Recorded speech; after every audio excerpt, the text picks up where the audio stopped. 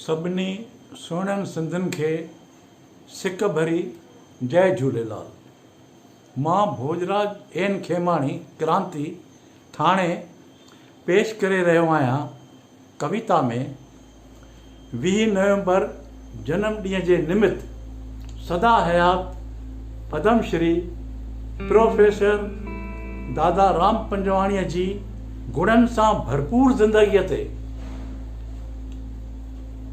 ख़ासि करे 1947 जे विरहाङे सबबि सिंधियुनि में आयल मुश्किलातूं मजबूरियूं दूर करण लाइ दादा जन झूलेलाल जी जोत जॻाए, झूलेलाल जी महिमा ॻाए, सिंधियुनि जे मुरझायल दिलनि में नई आशा जगाई, हिम्मत वधाई ऐं नई ज़िंदगानी ॾिनी। पेश आहे कविता। झूलेलाल जो भगत लासानी दादा राम पंजवाणी। झूलण जी जोत जगाए वियो दादा राम पंजवाणी, नालो अमर बणाए वियो झूलेलाल भगत लासानी। दर्द विरहाङे जो दूर करण लाइ झूलेलाल जी धुनी लॻाई, सिंधियुनि जे मुरझायल मुख ते आशा नई जगाई।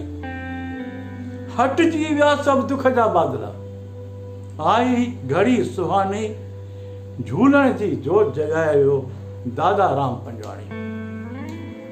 देश विदेश में गीत गूंजाए सिंधियुनि खे जागायो, सिंधियुनि खे हिमथायो, झूलेलाल जा नारा लॻाए सिंधत जो झंडो झूलायो।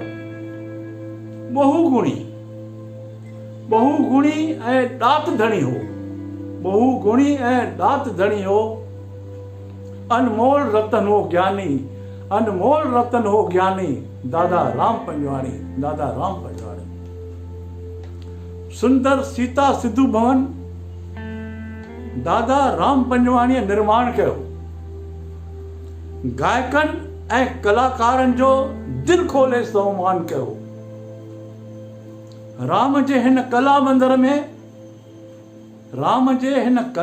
में आ माहौल मधुर रूहानी दादा राम पंजवाणी, दादा राम पंजवाणी।